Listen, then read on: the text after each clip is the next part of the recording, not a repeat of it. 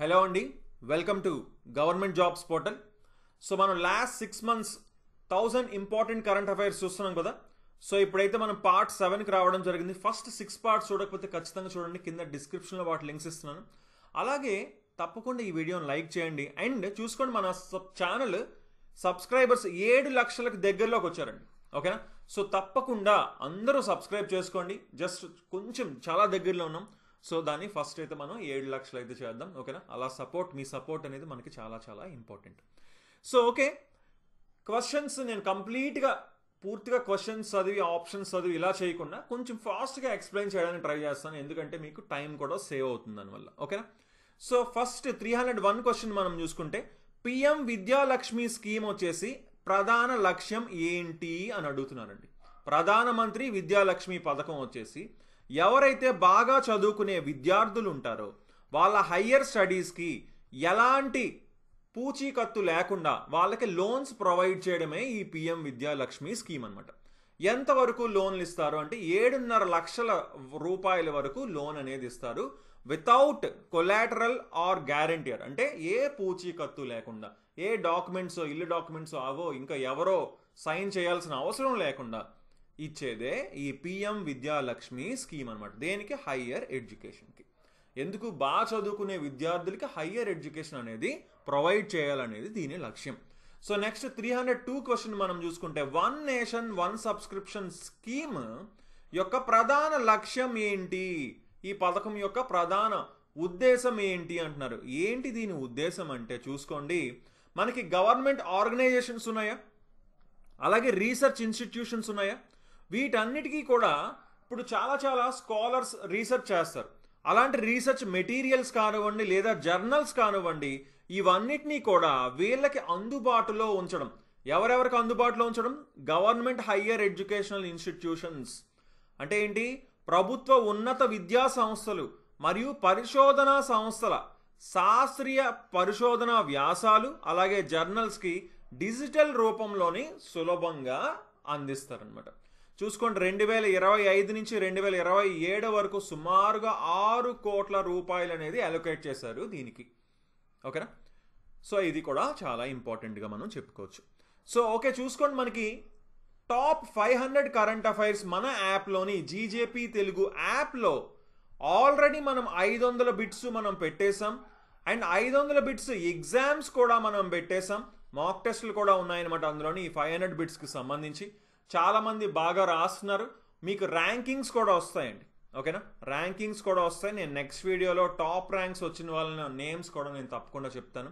So చూసుకోండి, 3 నెలల validity కేవలం 100 రూపాయలు మాత్రమే. సో చూసుకోండి, 100 రూపీస్ చాలా తక్కువకి మనం ఇస్తున్నాం.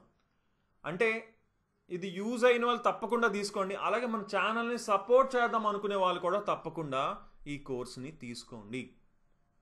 ఓకేనండి? సో కంపల్సరీగా తీసుకోండి. 6 నెలల కరెంట్ అఫైర్స్ టోటల్ 500 బిట్స్ మనం ఆల్రెడీ పీడిఎఫ్స్ అప్లోడ్ చేస్తాం. పీడిఎఫ్స్ ఉన్నాయి, అలాగే మాక్ టెస్ట్స్ ఉన్నాయి అనమాట. సో మీరు రెండింటినీ యూటిలైజ్ చేసుకోవచ్చు కేవలం 100 రూపాయలకి మాత్రమే. సో తప్పకుండా మీ ఫ్రెండ్స్ అందరికి కూడా షేర్ చేయండి. ఓకే? సో నెక్స్ట్ 303 క్వశ్చన్ మనం చూసుకుంటే, ఇండియా ఇంటర్నేషనల్ సైన్స్ ఫెస్టివల్ వచ్చేసి ఎక్కడ జరిగింది, దాని థీమ్ ఏంటి అని అడుగుతున్నారు. భారత అంతర్జాతీయ శాస్త్రోత్సవం ఎక్కడ జరిగింది? ఓకేనా? ఈ ఉత్సవం ఎక్కడ జరిగింది? ఇండియా ఇంటర్నేషనల్ సైన్స్ ఫెస్టివల్ ఎక్కడ జరిగింది అని అడుగుతున్నారు. ఎక్కడంటే ఐఐటి గౌహతిలో జరిగింది. దీని యొక్క theme transforming India into A science and technology driven global manufacturing hub. ఏంటి? శాస్త్ర సాంకేతికత ఆధారంగా ప్రపంచ ఉత్పత్తి కేంద్రంగా భారతదేశాన్ని మార్చడం అనేది దాని యొక్క థీమ్ అనమాట. సో చూసుకోండి, థీమ్ అనేది మీరు ఇంగ్లీష్లోని వెరీ ఇంపార్టెంట్, ఇంగ్లీష్లోనైతే ఆ థీమ్ని చాలా క్లియర్గా చూసుకోవాలి. ఎక్కడ జరిగిందంటే ఐఐటి గౌహతిలో జరిగింది. ఇది మొదటిసారిగా మనకి ఈశాన్య భారతదేశంలో జరిగిందనమాట. ఇది మొదటిసారి. ఓకే, ఇది కూడా ఇంపార్టెంట్గా చెప్పుకోవచ్చు. సో నెక్స్ట్ 304 క్వశ్చన్ మనం చూసుకుంటే, భారతదేశంలోనే తొలి గ్రీన్ హైడ్రోజన్ ఫ్యూలింగ్ స్టేషన్ ఎక్కడ ప్రారంభించారు, దాని ఉద్దేశం ఏంటి అంటున్నారు. లదాఖ్లో ప్రారంభించారు. దేనికంటే అక్కడున్న బస్సులకి హైడ్రోజన్ బస్సెస్ ఏవైతే ఉన్నాయో వాటికి ఫ్యూయల్ని అందించడానికి ఈ ఫ్యూయల్ స్టేషన్స్ యొక్క ప్రధాన ఉద్దేశం అనమాట. సో చూసుకుంటే మనకి ఎవరు డెవలప్ చేశారంటే అమర్ రాజా ఇన్ఫ్రా ఫర్ ఎన్టీపీసీ లిమిటెడ్, వీళ్ళు డెవలప్ చేశారు ఎన్టీపీసీ కోసం అని, అమర్ రాజా ఇన్ఫ్రా. సో చూసుకోండి, దీన్ని ఏం చేస్తుందంటే 80 kg గ్రీన్ హైడ్రోజన్ రోజుకి ఇస్తుందన్నమాట. దీనివల్ల ఆ బస్సెస్ అనేవి రన్ అవుతాయి. ఒక 5 బస్సులు అయితే మనకు రన్ అవుతాయని ఇక్కడ మనకి తెలుస్తుంది. ఎక్కడ? లే లదాఖ్లోని. ఓకే, సో నెక్స్ట్ 305 క్వశ్చన్ మనం చూసుకుంటే ఇంటర్నేషనల్ టూరిజం మార్ట్ వచ్చేసి ఎక్కడ జరిగింది అని అడుగుతున్నారండి. ఇంటర్నేషనల్ టూరిజం మార్ట్ వచ్చేసి కజిరంగా నేషనల్ పార్క్ అస్సాంలో జరిగిందనమాట.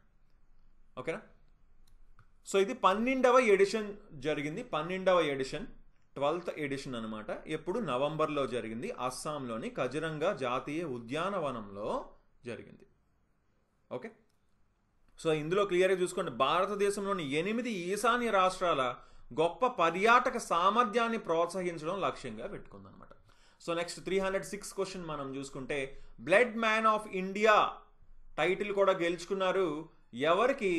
అతనికే UN గ్లోబల్ ఎక్సలెన్స్ అవార్డు వచ్చింది దుబాయ్లో. అతను ఎవరు అని అడుగుతున్నారండి. ఎవరతను? బసంత్ గోయల్ అనమాట. బసంత్ గోయల్. ఇతను కోవిడ్-19 పాండమిక్, కోవిడ్ టైంలో చాలా ఇతను హ్యుమానిటేరియన్ వర్క్ అనేది ఇతను చాలా చేశారు. అలాగే ఇతనికి ఆల్రెడీ చూసుకోండి ప్రెసిడెంట్ ఆఫ్ ఇండియా ఈ అవార్డు, ఈ టైటిల్ యొక్క award blood man of India అనేది కూడా టైటిల్ కూడా ఇతనికి ఇవ్వడం జరిగిందనమాట. ఓకేనా? సో అతనికే UN గ్లోబల్ ఎక్సలెన్స్ అవార్డు అనేది వచ్చింది దుబాయ్లోని. ఓకే, సో నెక్స్ట్ 307 క్వశ్చన్ మనం చూసుకుంటే first Indian classical musician to receive Singapore's prestigious cultural medallion ఎవరికి వచ్చిందన్నారు? భారతీయ సంగీతాన్ని ప్రోత్సహించినందుకు సింగపూర్లో ప్రతిష్టాత్మక సాంస్కృతిక మెడాలియన్ పురస్కారాన్ని అందుకున్న తొలి భారతీయ శాస్త్రీయ సంగీతకారుడు ఎవరు? చూసుకోండి, తొలి, ఫస్ట్ అని అనగానే చాలా ఇంపార్టెంట్ అనమాట. ఓకేనా? ఎవరు అంటే గాన వెనోతన్ రత్నం గారికి ఈ అవార్డు అనేది రావడం జరిగింది. ఇతను ఫస్ట్ ఇండియన్ క్లాసికల్ మ్యూజిషియన్ అనమాట. ఓకే, సో నెక్స్ట్ 308 క్వశ్చన్ మనం చూసుకుంటే ఏ ఇండియన్ ఆర్గనైజేషన్కి ప్రతిష్టాత్మక OPCW హేగ్ ప్రైజ్ అందుకుంది? ఏ ఇండియన్ ఆర్గనైజేషన్ అంటున్నారు? ఏది? ఇండియన్ కెమికల్ కౌన్సిల్ ఈ ప్రైజ్ని అందుకోవడం జరిగిందనమాట. ఓకేనా? First chemical industry to recognise with this prestigious award. So మొదటి రసాయన పరిశ్రమ సంస్థగా ఇది పేరు పొందింది. ఓకేనా? ఈ అవార్డును అందుకున్న వాటిలో ఇది మొదటిది అంటున్నారు. సో చూసుకోండి, OPCW the Hague prize, ICC అని గుర్తుపెట్టుకోండి, Indian chemical council. So next 309 question మనం చూసుకుంటే who became the second Indian to receive the prestigious Rockdale pioneers award గెలుచుకున్న 2వ భారతీయుడు ఎవరు అని అడుగుతున్నారు. ఎవరు? US అవాస్తి అండి. US అవాస్తి గారు 2వ భారతీయుడు అనమాట. ఈ రాక్డేల్ పయోనీర్స్ అవార్డ్ గెలుచుకున్న వాళ్ళని. అతను ఎవరు? IFFCOకి మేనేజింగ్ డైరెక్టర్ అనమాట. ఓకేనా? ఓకే, సో నెక్స్ట్ 310 క్వశ్చన్ మనం చూసుకుంటే ఏ ఇండియన్ కంపెనీకి గ్రీన్ వరల్డ్ ఎన్విరాన్మెంట్ అవార్డ్ అనేది వచ్చింది CSR కేటగిరీలో? ఓకేనా? దేనికి? తలసేమియా బాల్ సేవా యోజన ఇనిషియేటివ్ గాను ఈ అవార్డు అయితే ఇచ్చారు. దేనికంటే ఇక్కడే మీరు క్లియర్గా చూడొచ్చు, కోల్ ఇండియా లిమిటెడ్కి ఈ అవార్డు వచ్చింది. CSR కేటగిరీలో గ్రీన్ వరల్డ్ ఎన్విరాన్మెంట్ అవార్డు అనేది రావడం జరిగిందనమాట. వీళ్ళు ఏం చేశారంటే 600 తలసేమియా పేషెంట్స్ని త్రూ స్టెమ్ సెల్ ట్రాన్స్ప్లాంట్స్ ద్వారా వీళ్ళు ట్రీట్మెంట్ అనేది ప్రొవైడ్ చేశారనమాట 600 మందికి. సో నెక్స్ట్ 311 క్వశ్చన్ మనం చూసుకుంటే ఇండియన్ గ్రీన్ బిల్డింగ్ కౌన్సిల్ నుంచి ధృవీకరణ పొందనున్న భారతదేశంలో మొదటి జూలాజికల్ పార్క్ ఇది. మొదటి అన్నారు, ఇక్కడే మీరు చూడొచ్చు క్లియర్గా, Durgesh Aranya zoological park. IGPC అంటామంటే ఇండియన్ గ్రీన్ బిల్డింగ్ కౌన్సిల్ నుంచి ధృవీకరణ పొందనున్నదనమాట. మొదటిది, వెరీ ఇంపార్టెంట్. ఓకేనా? మొదటిది, ఈ సర్టిఫికేషన్ పొందే వాటిల్లో మొదటిది. సో నెక్స్ట్ 312 క్వశ్చన్ చూసుకుంటే ఏ స్టేట్ రీసెంట్గా 35% మహిళలకు రిజర్వేషన్ ఇవ్వాలని నిర్ణయించింది అంటున్నారు. ఏ స్టేట్ అండి? మధ్యప్రదేశ్ నిర్ణయించడం జరిగిందనమాట. 35% రిజర్వేషన్ ఇద్దామని. చీఫ్ మినిస్టర్ ఎవరు? Mohan Yadav. So next 313 question, Hornbill festival జరుగుతుంది కదా మనకి, ఓకేనా, అది ఎక్కడ జరుగుతుంది అని అడుగుతున్నారండి. ఎక్కడ? కిసామా, నాగాల్యాండ్లో జరుగుతుంది. చాలా చాలా ఇంపార్టెంట్ ఫెస్టివల్ ఇది. ఇది 25వ ఎడిషన్ 2024లో డిసెంబర్ 1 నుంచి 10 వరకు జరుపుకుంది. దీన్ని ఫెస్టివల్స్ ఆఫ్ ఫెస్టివల్స్ అని కూడా మనకి పిలుస్తారు. కిసామాలోని నాగా హెరిటేజ్ విలేజ్లోని 25వ హార్న్బిల్ ఫెస్టివల్ నిర్వహించబడింది అనమాట.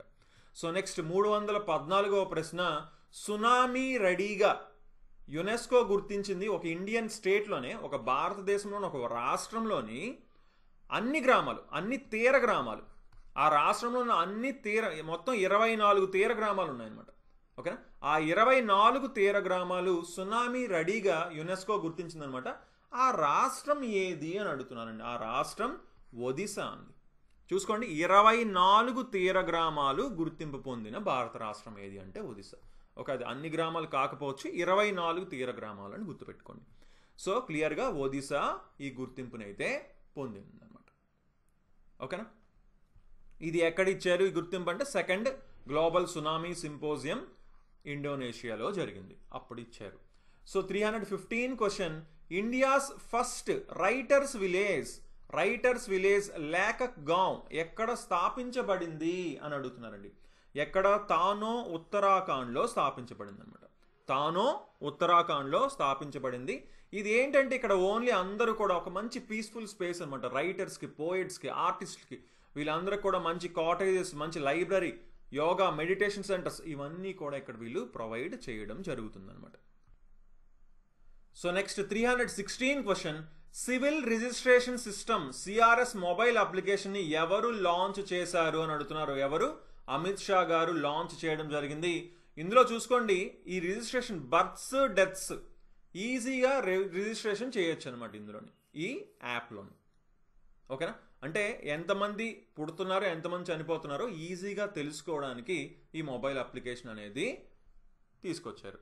సో నెక్స్ట్ 317 క్వశ్చన్ మనం చూసుకుంటే, ప్రసార్ భారతి యొక్క ఓటీటీ ప్లాట్ఫామ్ అయిన వేవ్స్ని ఎక్కడ ప్రారంభించారు అంటున్నారు. ఎక్కడంటే 55th international film festival of India గోవాలో ప్రారంభించడం జరిగింది.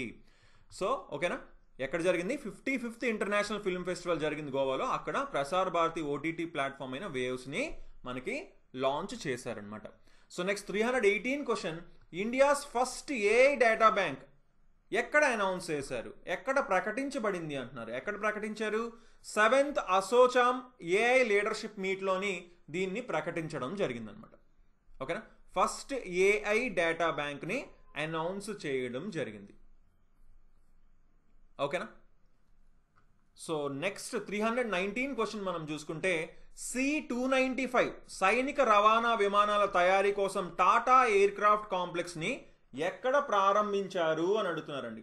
ఎక్కడ ప్రారంభించారంటే వడోదరా, గుజరాత్లో ప్రారంభించడం జరిగింది. ఓకేనా, వడోదరా, గుజరాత్లో ప్రారంభించారు. ఇది చూసుకోండి, మనకి జాయింట్లీ ఎవరెవరు ఇనాగ్రేట్ చేశారు? ప్రైమ్ మినిస్టర్ నరేంద్ర మోదీ, అలాగే స్పానిష్ ప్రైమ్ మినిస్టర్ అయిన పెడ్రో సాంచెజ్ జాయింట్గా ఇనాగ్రేట్ చేశారనమాట. ఎక్కడ? Tata aircraft complex. ఇది ఎక్కడుందంటే Tata advance system limited campus వడోదరాలో ఉందన్నమాట, గుజరాత్లోని టాటాది. ఓకేనా, సో ఇక్కడ ఫైనల్ అసెంబ్లీ లైన్ అనేది, ఇక్కడ ఫైనల్ అసెంబ్లీ అనేది జరుగుతుంది. సో ఫస్ట్ ప్రైవేట్ సెక్టర్ అయిన ఫైనల్ అసెంబ్లీ లైన్ అనే ఇది ఈ ఎయిర్ క్రాఫ్ట్ని మ్యానుఫ్యాక్చర్ చేస్తున్నారనమాట. సో క్లియర్గా చూసుకోండి, ఏంటి? C-295 మిలిటరీ ట్రాన్స్పోర్ట్ ఎయిర్ క్రాఫ్ట్ని ఫైనల్గా ఇక్కడ మనకి మ్యానుఫ్యాక్చర్ చేసింది అసెంబుల్ చేస్తున్నారు అనమాట, మెయిన్గా మనం మాట్లాడుకుంటే. ఓకేనా, సో ఇది ఇక్కడ మనకి క్లియర్గా make in India, make for the world అనే విజన్ కూడా మనకి ఇక్కడ దోహదపడుతుంది అని మనం చెప్పుకోవచ్చు. సో నెక్స్ట్ 320 క్వశ్చన్ మనం చూసుకుంటే, బిమ్స్టిక్ ఎనర్జీ సెంటర్ని ఎక్కడ ఎస్టాబ్లిష్ చేయడానికి అగ్రిమెంట్ కుదుర్చుకున్నారు అని అడుగుతున్నారండి. ఎక్కడ ఎస్టాబ్లిష్ చేయడానికి, ఎక్కడంటే బెంగళూరులోని. ఎవరెవరు కుదుర్చుకున్నారు? ME అంటే మినిస్ట్రీ ఆఫ్ ఎక్స్టర్నల్ అఫైర్స్, అలాగే బిమ్స్టిక్ కుదుర్చుకున్నారనమాట. ఈ అగ్రిమెంట్ ఎక్కడ? బెంగళూరులోని బిమ్స్టిక్ ఎనర్జీ సెంటర్ పెట్టడానికి. Okay, so next 321 airports authority of India యొక్క చైర్మన్, ప్రస్తుత చైర్మన్ ఎవరు అని అడుగుతున్నారు. ఎవరు? విపిన్ కుమార్ అనమాట. విపిన్ కుమార్ ఒక మాజీ ఐఏఎస్, ఒక 1996 బ్యాచ్ ఐఏఎస్ ఆఫీసర్ అనమాట ఫ్రమ్ బీహార్. సో ఇతన్ని ఏఏఐ ఎయిర్పోర్ట్స్ అథారిటీ ఆఫ్ ఇండియాకి చైర్మన్ కింద అపాయింట్ చేయడం జరిగిందనమాట. So next 322 question, Indian oil corporation యొక్క చైర్మన్ ఎవరు అని అడుగుతున్నారు. ఎవరు? అరవిందర్ సింగ్ షాహ్ని. ఓకేనా, అరవిందర్ సింగ్ షాహ్ని వచ్చేసి ఐఓసి చైర్మన్గా అపాయింట్ చేశారు కొత్తగా. సో నెక్స్ట్ 323 క్వశ్చన్ మనం చూసుకుంటే, ఆంధ్ర క్రికెట్ అసోసియేషన్కి మహిళా క్రికెట్ కార్యకలాపాలకు మెంటార్గా ఎవరిని పెట్టారు అని అడుగుతున్నారు. ఎవరిని పెట్టారు అని అడుగుతున్నారు మెంటార్గా. ఓకేనా, మిథాలీ రాజ్. సో ఆంధ్ర ఎగ్జామ్స్కి ఇది ఇంపార్టెంట్ అని చెప్పుకోవచ్చు. Okay, so Andhra cricket association వచ్చేసి మనకి ఉమెన్స్ క్రికెటర్కి క్రికెట్ ఆపరేషన్స్కి మెంటార్గా పెట్టారన్నమాట మిథాలీ రాజ్ని. సో నెక్స్ట్ 324 క్వశ్చన్ మనం చూసుకుంటే, high commissioner of India to the republic of Maldives, భారతదేశం రిపబ్లిక్ ఆఫ్ మాల్దీవ్స్కి ఉన్నత కమిషనర్గా ఎవరు నియమించబడ్డారు? చూసుకోండి, రిపబ్లిక్ ఆఫ్ మాల్దీవ్స్కి ఉన్నత కమిషనర్గా ఎవరు నియమించబడ్డారు అని అడుగుతున్నారు. ఎవరు? బాలసుబ్రమణ్యన్ గారు నియమించబడ్డారనమాట. ఇతను ఒక 1998 ఐఎఫ్ఎస్ బ్యాచ్ ఆఫీసర్ అనమాట, బాలసుబ్రమణ్యన్. ఓకేనా, so high commissioner of India to the republic of Maldives. So next 325 question మనం చూసుకుంటే, ఇంటర్నేషనల్ మైండ్ స్పోర్ట్స్ అసోసియేషన్ ఐఎంఎస్ఏ యొక్క ప్రెసిడెంట్గా ఎవరిని అపాయింట్ చేశారు అని అడుగుతున్నారు. ఎవరిని? నందన్ కుమార్ జా గారిని అపాయింట్ చేయడం జరిగింది. So next 326 question, chief of BrahMos ఏరోస్పేస్గా ఎవరిని అపాయింట్ చేశారు? చూసుకోండి, బ్రహ్మోస్ ఏరోస్పేస్ యొక్క చీఫ్గా ఎవరిని అపాయింట్ చేశారు అంటున్నారు. ఎవరిని? జైతీర్థ్ ఆర్ జోషి గారిని అపాయింట్ చేయడం జరిగిందనమాట. So next 327 question, honorary tourism adviser of థాయిలాండ్గా brand ambassador and honorary tourism adviser of థాయిలాండ్గా సోను సూద్ గారిని అపాయింట్ చేయడం అయితే జరిగిందనమాట. అతను తెలుసు, కోవిడ్-19 టైంలో చాలా హెల్ప్ చేశారు చాలా మందికి. నెక్స్ట్ 328 క్వశ్చన్ మనం చూసుకుంటే, ఏ స్పోర్ట్స్ మ్యాన్స్ని దుబాయ్ స్పోర్ట్స్ కౌన్సిల్కి అంబాసిడర్లుగా నియమించారు? ఇక్కడ మీరు చూడొచ్చు, హర్భజన్ సింగ్ అండ్ సానియా మిర్జా గారిని నియమించడం జరిగింది. దేనికి? Ambassadors for the Dubai sports council. So next 329 question మనం చూసుకుంటే, ఐఎస్ఏ అంటున్నాం, ఇంటర్నేషనల్ సోలార్ అలయన్స్కి చీఫ్ ఎగ్జిక్యూటివ్ ఆఫీసర్ సిఇఓ కింద ఎవరిని నియమించారు అంటే ఆశీష్ ఖన్నా గారిని నియమించడం జరిగింది అనమాట. ఆశీష్ ఖన్నా గారిని నియమించడం జరిగింది యాజ్ డైరెక్టర్ జనరల్ అని కూడా క్లియర్గా చెప్తున్నారు. ఓకే, డైరెక్టర్ జనరల్గా, చీఫ్ ఎగ్జిక్యూటివ్ ఆఫీసర్ అని ఉంది ఇక్కడ, ఐ థింక్ తెలుగులో మిస్టేక్ ఉంది, director general. Okay, director general ఎవరుగా? డైరెక్టర్ జనరల్ అని చెప్పుకోండి. ఓకే, సో నెక్స్ట్ 330 క్వశ్చన్ మనం చూసుకుంటే, డిఫెన్స్ సెక్రటరీ ఆఫ్ ఇండియా కింద ఎవరిని అపాయింట్ చేశారు అని అడుగుతున్నారు. ఎవరిని? రాజేష్ కుమార్ సింగ్ గారిని అపాయింట్ చేయడం జరిగింది. దేనికి? డిఫెన్స్ సెక్రటరీ ఆఫ్ ఇండియా, భారతదేశ రక్షణ కార్యదర్శిగా నియమించారనమాట. So next 331 question, comptroller and auditor general of ఇండియాగా ఎవరిని అపాయింట్ చేశారు అని అడుగుతున్నారు. చూసుకోండి, చాలా చాలా ఇంపార్టెంట్ బిట్ ఇది. కె సంజయ్ మూర్తి గారిని అపాయింట్ చేయడం జరిగిందనమాట. కె సంజయ్ మూర్తి గారు comptroller and auditor general of India. Very very important bit. Next 332 question, ANR national award వచ్చేసి చిరంజీవి గారికి ఎవరు బహూకరించారు అంటున్నారు. అమితాబ్ బచ్చన్ గారి చేతుల మీదుగా ఇవ్వడం జరిగిందనమాట. ఓకే, సో నెక్స్ట్ 333 క్వశ్చన్ మనం చూసుకుంటే, honorary officer of the order of Fiji ఎవరికి లభించింది? అతను చేసిన సోషల్ సర్వీస్కి గాను అంటే గురుదేవ్ శ్రీ శ్రీ రవిశంకర్ గారికి ఈ అవార్డు అనేది దీన్ని కాన్ఫర్ చేశారనమాట. ఓకే, సో నెక్స్ట్ 334 క్వశ్చన్ మనం చూసుకుంటే, best sports league of the year CII sports business awards 2024లోని ఉత్తమ క్రీడా లీగ్ అవార్డు దేనికి వచ్చిందంటే ప్రో కబడ్డీ లీగ్ PKLకి రావడం జరిగింది. సిఐఐ స్పోర్ట్స్ బిజినెస్ అవార్డ్స్లోని. ఓకేనా, ప్రో కబడ్డీ లీగ్కి ఈ అవార్డు వచ్చింది. సో నెక్స్ట్ 335 క్వశ్చన్ మనం చూసుకుంటే, education leader of the year award వచ్చేసి ఎక్కడ? దేనికి? World India school ranking awards 2024-25లోని education leader of the year award ఎవరికి వచ్చింది అంటే కునాల్ దలాల్ గారికి రావడం జరిగిందనమాట. ఇతను జేబీసీఎన్ ఎడ్యుకేషన్ యొక్క ఎండి కునాల్ దలాల్. ఓకేనా. సో అతను చేసిన కృషికి గాను లీడర్షిప్ అలాగే out standing contributions to international school ఎడ్యుకేషన్కి అతనికి లభించింది. సో నెక్స్ట్ 336 క్వశ్చన్ మనం చూసుకుంటే 55th international film festival of India జరిగిందని చెప్పుకున్నాం కదా గోవాలో. అందులో Satyajit Ray life time achievement award ఎవరికి వచ్చింది అని అడుగుతున్నారండి. ఎవరికి వచ్చిందంటే ఫిలిప్ నోయిస్కి రావడం జరిగింది. Philip నోయిస్కి Satyajit Ray life time achievement award వచ్చింది. IFFI 55th IFFI గోవాలో నిర్వహించబడింది అక్కడ. సో నెక్స్ట్ 337 క్వశ్చన్ మనం చూసుకుంటే బూకర్ ప్రైజ్ ఫర్ ఫిక్షన్లోని ఏ నవల్కి వచ్చింది? ఆర్బిటాల్ నవల్కి వచ్చింది. అది ఎవరికి వచ్చింది అని అడుగుతున్నారండి. ఎవరికి వచ్చిందంటే సమంతా హార్వే గారికి రావడం జరిగిందనమాట. ఓకేనా. సో సమంతా హార్వే గారికి ఆవిడ ప్రచురించిన నవల్ ఆర్బిటాల్ అనే నవల్కి గాను బూకర్ ప్రైజ్ ఫర్ ఫిక్షన్కి లభించిందనమాట. ఓకే. సో ఇక్కడ మీరు చూడొచ్చు ఇంటర్నేషనల్ బూకర్ ప్రైజ్ 2025 విన్నర్ వచ్చేసి బాను ముస్తాంగ్, ఇండియన్ ఆథర్. ఆవిడ షార్ట్ స్టోరీ కలెక్షన్ అయిన హార్ట్ ల్యాంప్కి వచ్చిందనమాట. అలాగే ట్రాన్స్లేటర్ దీపా బస్తి గారికి కూడా ఇద్దరు షేర్ చేసుకుంటారు ప్రైజ్ అని క్లియర్గా ఇక్కడ మెన్షన్ చేశారు. సో నెక్స్ట్ 338 క్వశ్చన్ మనం చూసుకుంటే సౌదీ ఎయిర్పోర్ట్ ఎగ్జిబిషన్ 2024లో ఏ ఎయిర్పోర్ట్ని రికగ్నైజ్ చేశారు with airport excellence award. Airport excellence అవార్డుతో ఏ ఎయిర్పోర్ట్ని రికగ్నైజ్ చేశారు ఈ సౌదీ ఎయిర్పోర్ట్ ఎగ్జిబిషన్ 2024లో? ఇక్కడే మీరు చూడొచ్చు జిఎంఆర్ హైదరాబాద్ ఇంటర్నేషనల్ ఎయిర్పోర్ట్. ఓకేనా. So GMR Hyderabad international airport limited.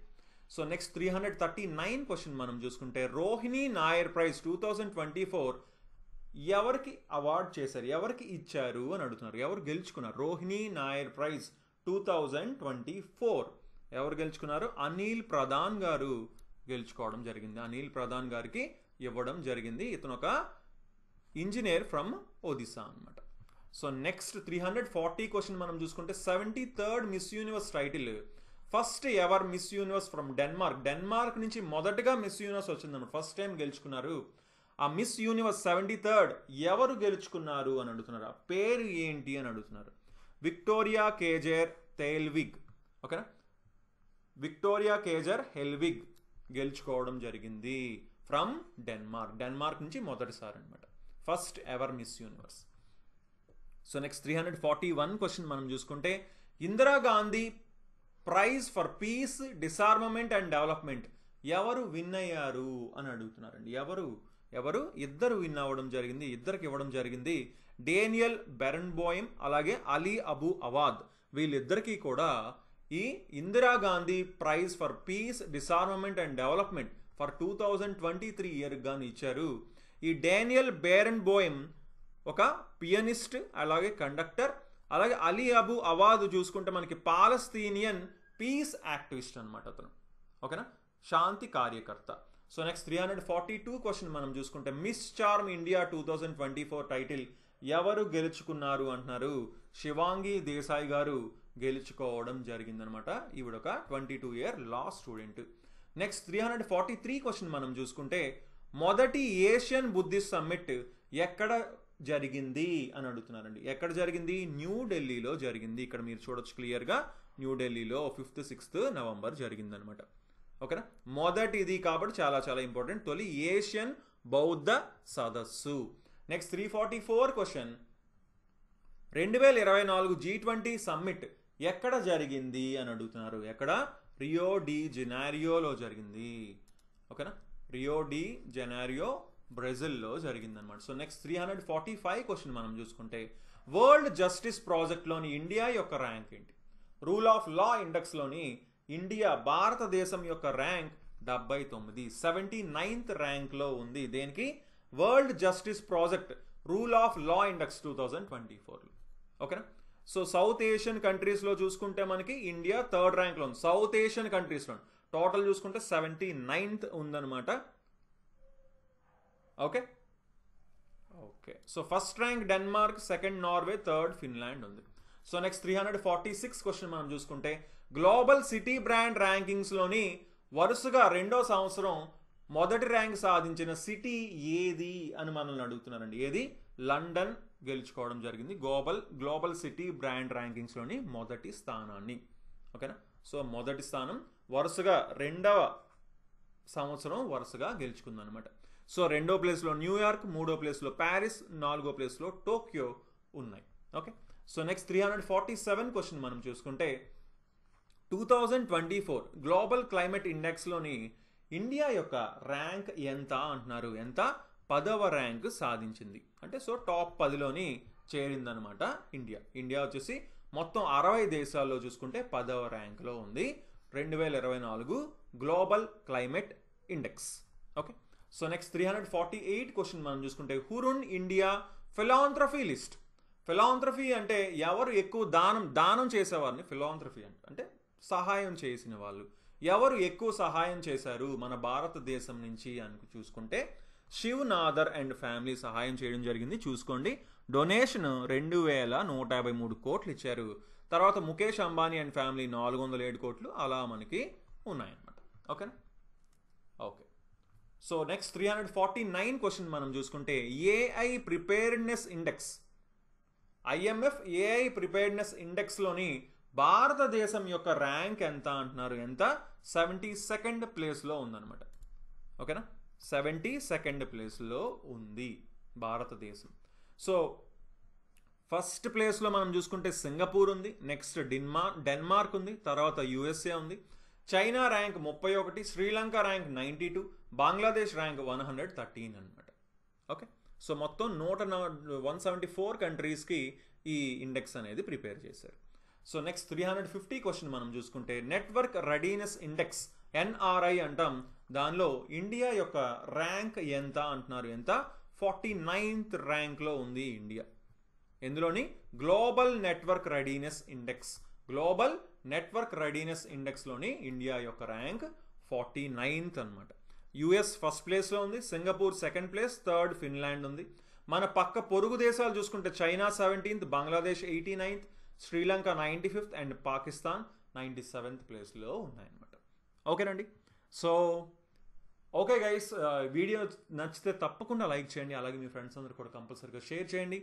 And చెప్పాం కదండి, GJP తెలుగు యాప్లో మనకి టాప్ 500 కరెంట్ అఫైర్స్ అనేవి అవైలబుల్గా ఉన్నాయి. సో ఇంట్రెస్ట్ ఉన్న వాళ్ళు తప్పకుండా జాయిన్ అవ్వండి. డెఫినెట్గా యూజ్ అవుతుంది. అలాగే ఛానల్ని సపోర్ట్ చేద్దాం అనుకున్నా కూడా తప్పకుండా తీసుకోండి. So okay then, thanks for watching and have a nice day. Bye.